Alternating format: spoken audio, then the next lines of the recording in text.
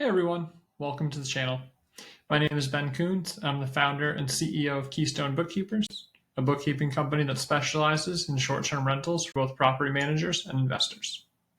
If you own short-term rentals and also run a property management company, you might be wondering, should I manage my own properties through my management company? In today's video, I'll walk through the pros and cons and why, in most cases, the answer is a resounding yes. Let's kick things off by talking about shared services and day-to-day operations. When you manage both owned and third-party properties, a lot of the operational work overlaps. Maybe you have a VA, a cleaning team, or a maintenance contractor who services all of them.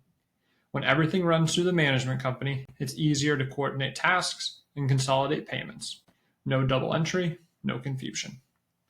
It also simplifies your variable costs, from cleaning supplies to Amazon purchases. Managing and tracking these expenses is easier if they all flow through one company. No more guessing which property is what. You've got one set of books, one source of truth. And don't forget about the technology side. If you're using pricing tools, messaging platforms, or property management software, you can allocate a fair tech fee to your own properties. That means your business recoups costs while staying organized. Next, let's talk about something most owners dread, 1099 reporting. If each of your properties is in its own LLC, always a good idea, and pays vendors directly, it's a lot of separate 1099s to send out. But if your management company handles vendor payments centrally, you only need to issue one 1099 per vendor from one entity. It's a huge time and money saver and saves you from making costly compliance mistakes. Now on to another biggie, payment processing. When you run everything through your management company, you can centralize all incoming guest payments. Whether it's Stripe, Airbnb, or Vrbo, all the payouts can go into your trust account. That means no need for separate bank accounts or merchant processors for each property. It simplifies your cash flow and your admin work. All of this brings us to better bookkeeping. When your management company handles your own properties, your financials stay clean and consolidated. Revenue and expenses show up on your owner statement, which becomes the single source of truth for performance tracking, budgeting, and tax prep. No extra reconciliation, no toggling between spreadsheets or platforms. Let's also cover the legal structure because liability matters. Your property management company doesn't own any assets, it just operates and manages. That creates a legal separation between your operations and your holdings. Now, I'm not a lawyer, but having the structure in place is a key tool in asset protection, and definitely worth discussing with your attorney to make sure your setup reduces risk the way it should. Now, before we wrap up, are there situations where it doesn't make sense to manage your own properties through your management company? Absolutely, and it's worth knowing when.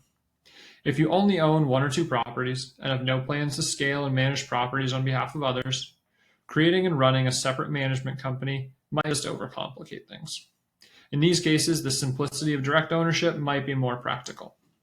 Also, if you co-own a property with a partner or investor who isn't involved in your management business, running operations through your company can raise concerns, especially if they don't want to pay a management fee or feel like costs aren't being fairly shared. And finally, this is a big one. If you're not keeping clean books or properly separating funds, things can get messy fast. Commingling owner, personal, and management company finances can be a major red flag for auditors or legal disputes.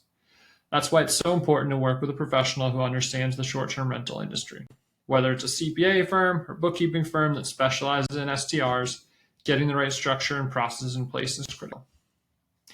Before we wrap up, there's one last question I hear all the time.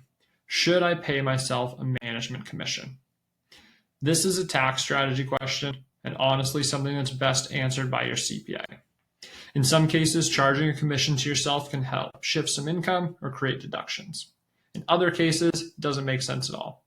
It all depends on your unique tax situation, so get professional guidance here. That's it for today. If you found this helpful, give it a like and subscribe for more insights on short-term rental bookkeeping, property management tips, and business strategy. Got questions? Drop them in the comments below. I'd love to hear from you.